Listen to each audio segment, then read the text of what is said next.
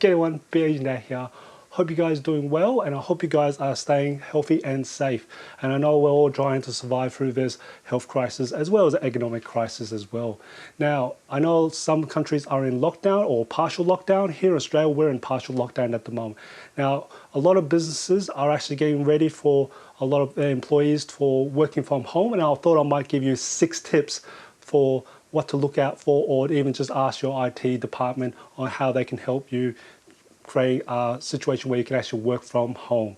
And I'll give you some of my tips from my experience, some of the hurdles that you might encounter. The tips I'm going to give to you are more directed for your laptops and desktop computers. Now, for your mobile phone and tablets, pretty much the same principle applies, but you just got to find different areas for it. I might do a video later on for those, but for the time being, it's for your desktop computers, and it's more about seeking information so you can actually set these things up. So number one, of course, is the obvious, is your emails. So if you're trying to get emails on your computer at home, or if you're lucky from work that's actually giving you a computer from work, you need to check your emails. Now, there are 2 methods to actually doing your emails for your computer. First is having an email client or an email application to actually handle your emails. And the second method is a web version experience. So it's kind of like log into a browser, and then you'll log into a system itself, and then you'll find your web there. Now, having web is actually quite easy because you can actually go to anywhere, but sometimes you'll find there is actually a time limit. Usually it's about an hour or 2 hours, and then it just automatically logs you out, which is actually quite annoying. And that's probably the reason why you want to go option number 1, where you actually have an email client, so you actually don't have to worry about trying to actually have the time out there. Now, for email client, there's a few email softwares out there, but of course, if you're using Windows do have one built in, which is called Mail, which you can just use as per normal. Now, if you actually got Office, of course, that's using Outlook, and it also needs to be making sure your email client works for your company as well. So some companies won't work with Outlook. They will probably use Thunderbird or something like that. But you need to check with your IT department on how to actually set up your email client, because every company is different and all the server addresses are different and settings are different as well. So you do need to check with your IT department on how to configure your email client there. Number 2 is VPN. What it stands for is Virtual Private Network. So what VPN is, in layman's term, is actually what it does is it actually tricks your computer, wherever it may be around the world, that it's actually virtually at your workplace. So it can actually see your servers, other computers on that, your company private network itself. So it also applies like firewalls and policies there as well too, but that's pretty much essentially what it does. It doesn't provide the internet, so you must make sure you've got the internet first before you can actually connect via VPN. So different companies have different servers for it, and you might have to actually find from your IT department, which client it prefers to use. Now, one of the common ones that I know of is the Cisco AnyConnect. That's used by a lot of major companies, and I can also show you can actually do it through the Windows VPN. So I'll run you through that now. I'm going to show you how to actually use the Windows VPN client itself that's built into Windows. I'm going to firstly give you some information. We're going to create a fake company here as an example. So at the moment, the name of the company is called Lurags, and my username at that company is called Worker100. If your company has a domain or work group, at the moment I'm just going to use a domain here to give you a good example for this. So the domain for this company is called lurags.com. To get set up the Windows VPN here, we pretty much go to Start Bar, which is on the bottom left hand corner, or just click on the bottom left hand corner here, and just go to Control Panel first. Now, if you're in category view, you're looking for networks and internet here. Now, if you are in large icon view, you're looking for network and sharing center. So I'll just go through the first way here, which is network and internet, and then you go network and sharing. Just pretty much goes to the same area where you go to. After that, you just click on set up a new connection or network here, and then what you want to do is select this last one here, which is connect to a workplace. So you can see the VPN connection to there, and click on next. After that, you really want the first one here, which is using my internet for the VPN, and this is where you need to have the VPN server address so you can connect to. So at the moment, I'm going to make a good example here. It could be VPN nas.lurags.com. I'll just put it in here, and then you can give it a name to this. This is just a name to refer to this. This is the important one here. So I'll just call it VPN connection. And then you can click on create. So once you've actually created the VPN connection, you can go to your network settings down here. And pretty much you should be able to see your VPN connection here. So you can then just click on it, click on connect. Now it will ask you for your username and password. So at the moment, my username here would be worker100, and then you put your normal details, work details, password into the password field, and then click on OK, and that should then connect to your VPN client. Now once that's connected, you should see it says connected there. Now because this is a fake one, I won't be able to connect to this VPN here. So number 3 is video conferencing. So of course you've got to actually ask your IT department which video conferencing software that you need, so you can actually do some video conferencing or do meetings, so we can do it on face-to-face these days. So I know a lot of major companies are either using Zoom, there's Adobe Connect, even Skype as well, that can be used as well. So do check with your IT department or even your manager to find out what software you need to install, or in also the configuration to connect to your workplace video conferencing system there. Number 4 is internal network shares. Now what that is, a lot of companies do have network shares where they save their data, and also which allows them to back up the data as well and share the actual data between multiple people. Is a lot of those shares are only being seen internally. Now that is the reason why you need number 2, which is the VPN, and that helps your computer to find all those internal addresses so it can actually get access to those network drives. Now, I'm just going to give you some quick tips on how to actually connect or find those things out, but you do need to ask your IT department what those network share informations are, and also the credentials for that as well. But I'll actually go through how you can actually find that out. Let's look at configuring internal network shares for your computer.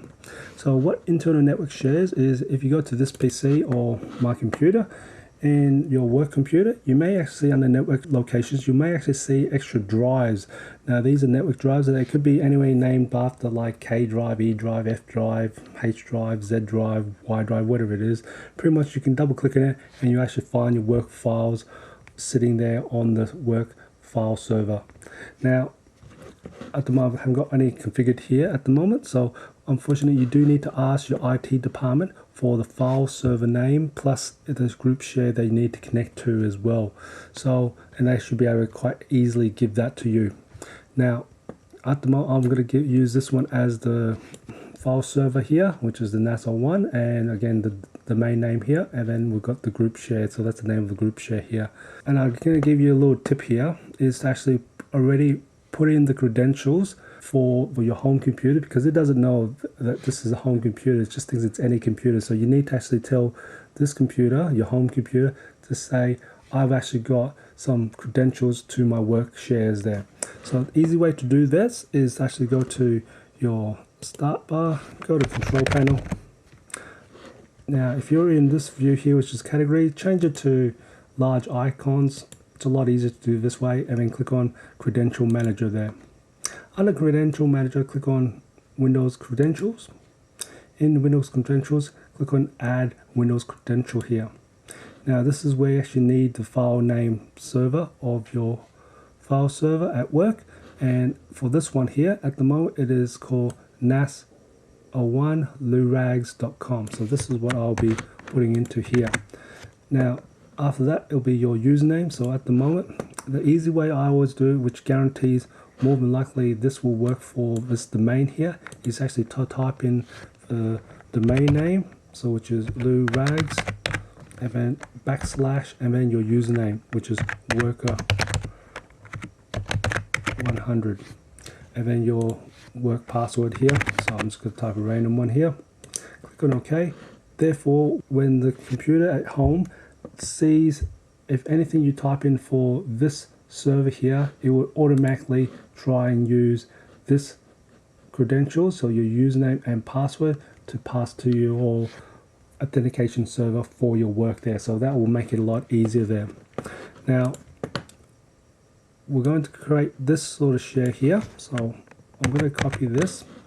Now to create the share on your, well, not really create the share, now to actually connect to that file share off your computer here, provided, again, you need to make sure you have the VPN, because if you don't have VPN connected, this here is an internal address which only your work computers internally can see.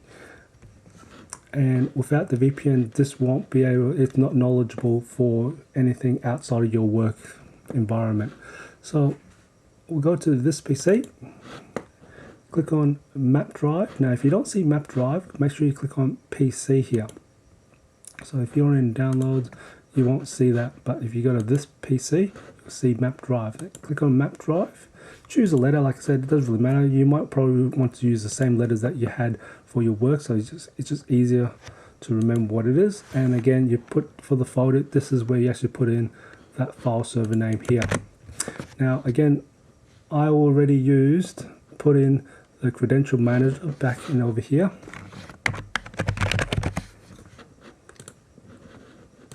Already put this part here in the Windows Credential Manager. It should not have to worry about using the different credentials, but you can do it through that way method as well. So, but this way method gives you a blanketing rule straight away. If it sees anything looking for this, it will automatically use the credentials from down here. But I think just click on finish, and that then should hopefully map the drive. Now again, this is a fake one, so it won't be able to map. But if, say for example, if you did not use the Windows credentials here, you'll then click on connect using different credentials, click on finish. It will then ask you how to log in. As you can see, I've already pre-created this. So what you'll end up getting is something like this here, which then you type in your, again, it'll be your domain name if you've got a domain in your company. So this one will be Lou Rags, and then backslash your username. So this one will be worker 100, and then again, put a password in there, which is your work password, and then click on remember credentials. Probably a good idea. Click on OK, then that will try connect. Now what I suggest is actually look into a cloud-based storage for your personal stuff, while on just a working document there. Now what the cloud storage I'm referring to are things like Dropbox, OneDrive, Google Drive, things like that. There are free versions which can have like anywhere between 5 to 15 gigs per different cloud-based solution, but the idea of that is to actually give you some sort of backup solution. So while you're working on something, at least it's backing up to somewhere else. So in case, God forbid, there's a fire in your place there and you just have to run out and not grab anything else, at least. So the one thing I always say is hardware, it may be expensive, but data itself is actually more expensive than hardware, because you don't want to do data recovery because it is very time consuming and very expensive. Number 5 is software. Now, what I'm talking about software is all the day-to-day software that you may use at work. Now, it's a good idea to make a list of that, so you can actually then ask IT and see if you can make that available to your computer at home, or even the work computer that you're bringing back home. Or a lot of these days, a lot of softwares actually have a web version as well, so you can actually gain access to that. So, good idea just to check on what software that you use day to day to make it easy so you can work from home. Number 6 is screen sharing. Now what screen sharing means is your ability from using one computer to actually remote into another computer and to be able to view it or even control it. Now this is not a new thing. We do this a lot in IT, so which we actually do a lot of support, so which may actually happen previously for you, that you might actually have seen people have supported you remotely. Basically, they can control your computer, and that's what this is really about. Now, with medium to large size businesses, so a lot of times this is actually lockdowns that you're not able to do.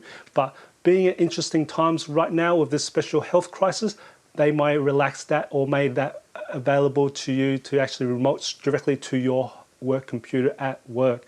So, and that means you can have all the specialty softwares and stuff like that. Now, again, if they do provide that, sometimes that actually again needs number 2, which is the VPN software to actually work, so you can actually create a secure connection so you can then remote into your computer at work. Now that's a probably easy solution that way there. Therefore you actually can have those specialty software. It's usually to do with software licensing that the IT department has to worry about there. Now, there are a couple ones that are out there. Now Windows do have one built in, which is called RDP, or actually it's RDP RDC really, because it's a remote desktop connection, but RDP is remote desktop protocol. But that is pretty much, I'll go through that. That is pretty much just putting in your address of the computer at work, and then it will just remote in, and then you just log in as your normal Windows login there. They may create, IT department might create a special login for your RDP, but most of the time you just use whatever you're using to log into that computer at work. There are other screen sharing softwares out there. For example, TeamViewer is actually a big one there. VNC is another big one. With VNC is also working on Macs as well too. So let's look at setting up the remote desktop client. Now that's done on your home computer, and your work computer will be the server itself. Now you do need more than likely IT department to help you with the access to actually set up the access provided for your home computer to connect to. So I will go through that a little bit after that. So we're going to set up the client first. So what you might need to do at your home computer. So all you need to do is just click on start and we go to remote. Just type in remote and you'll see it's called remote desktop connection. So click on that one there. So giving you a little background story here. At the moment, my work computer address, which I actually got from my IT department, this is just one address I've pulled out of the hat. It's 192.168.1.5, or it could actually be called Worker 100 PC, whatever the IT department decides to actually call your computer, and then the domain name itself. Most likely you'll be in range of 192.168. The other range could be more than likely would be either 172 range there, or it could be a 10 something range as well. They're the three usual range that you'll see in local area networks for work computers. And of course there will be subnets as well, which I won't get into in a moment. At the moment, I'm just going to wipe that up. But these addresses you may find familiar for your work computer there. So anyway, let's go back to it. So your work computer, I'm just going to use this IP address here. So that's the IP address. You can, and again, there could be a fully qualified name for your work computer there. Again, IT department will be able to help you figure out which one it is. So after that, you click on show options down here, and then this is again will be your username. And as good practice, if your work computer is under a domain, you'll know if it's under domain. IT department will be able to help you out. It's best to actually type in the domain first, which is rags in this case here .com. And then it's backslash, and then it'll be your username, which is worker 100 in my instance of example. After that, it's a good idea to allow you to save the credentials, to go through some of these settings here, which is display at the moment. Now, if you've got a slower internet connection, I say usually try to keep it at large, just so you can actually help yourself out. If you've got multiple monitors, it's not a really great idea to have that ticked, but if you've got very fast internet, quite happy to tick that off. Then you'll just see all squished up. I usually don't try and actually have multiple monitors, but choosing this resolution is probably the biggest help that you can actually have. So I usually, if you got slow internet, or actually I would actually say just go high color. 16-bit is probably the best time itself. But unless you're doing color accuracy for photography and videography, then you can use high quality. But else, if you've got fast internet, leave at 32-bit. But if you find that you're chugging a little bit or lagging a bit, then switch down to 16-bit. It probably helps you a lot more. Now I'll switch that off and then click on local resources, and again you can either have the sound coming from your work computer go to your computer at home, and also you can also pass all your printers from your home printers and make it available at your work computer there. So when you click on your work computer to actually print, you can actually choose your home printer there. So that's a very good option here that you will probably be looking at. And unexperienced, I wouldn't really touch any of these other things here, which is advanced and stuff. That's more about security side of things anyway. So that's when we start playing with that. Your IT department will be able to help you out that if you need to use that side of things anyway. But pretty much after that, click on what I would do is click on save as for down here, and pretty much it creates a shortcut. I'm going to put it down over here, which is desktop, and I'll give it to work PC. Is probably a good idea for them at the moment, and pretty much it will save the connection here. So all I need to do, if I close that off, if I double click on that, it will then try to actually, and then again it will try and ask you, click on connect. At the moment it won't try and connect because I don't have a computer name. This is just something I just made up in my head. But pretty much it will ask you, when it does connect, it will then ask you for your work password and then type it in, and then you'll be able to control your computer directly from there. I'm going to show you the process of how to actually give access to your work account remote privileges. So click on start, go to control panel. Under control panel, again, if you're not in large icons, just switch that to large icons there. You might be in category view, but click on large icons and then scroll all the way down, go to systems here. Under systems, go to remote settings. Now again, this is where you'll see this little shield here, which means more than likely you need to make sure you have administrative privileges on the computer itself, and more than likely on a work computer you may not have that. So that's why I said you might actually need to sort out your IT department to help you with this there. But if you do, this is all you need to do. It may be saying don't remote. This is where you need. At the moment this one is actually locked down. You want to click on allow remote desktop connections to this computer here, and then click on select users, then click on add, and you put in your work username. So this one will be worker 100, and you'll then click on OK. This won't work because this account doesn't work here. So if I click on it, it will just ask me where it comes from. But if it is correct, it should automatically just gives it underscore and it'll actually go OK. So unfortunately I can't add this in, but once it's added in, it means it then allows access for that account username to then be able to remote into this computer here. So that's what you need to set up on your work computer. So more than likely IT department will have to do that for you. What remote desktop is really good for is if your computer has special software, it allows you to actually access that computer and then run those special software, so IT doesn't have to worry about licensing for your home computer, because sometimes they might be breaching that software licensing for home computers there, or you've got limited amount of licenses, so they can't really spare for your home computer there and support your work computer as well. These 6 things I hope are good starting points that you can list out, so you can actually either ask your ID department or your company to either provide or start working on configuring so you can actually work from home. Now if you find this video informative or enjoyed it, give it a like, and if you haven't done already, subscribe to my channel by hitting that subscribe button on the bottom right corner. I do try to upload a new video every Tuesday. And just remember, imperfections in life makes it beautiful and interesting. I'll see you next video. Guys, I just also like to say I'm sorry about this late of this video, because what I had a month ago, which was that family medical thing, it actually got rescheduled to this month, and that's the reason why. And it just happened about 3 days ago. So that medical condition now is finally done, and now I'm going to be on leave for a while. So I'll hopefully be able to get more videos out to you guys. So stay tuned, guys.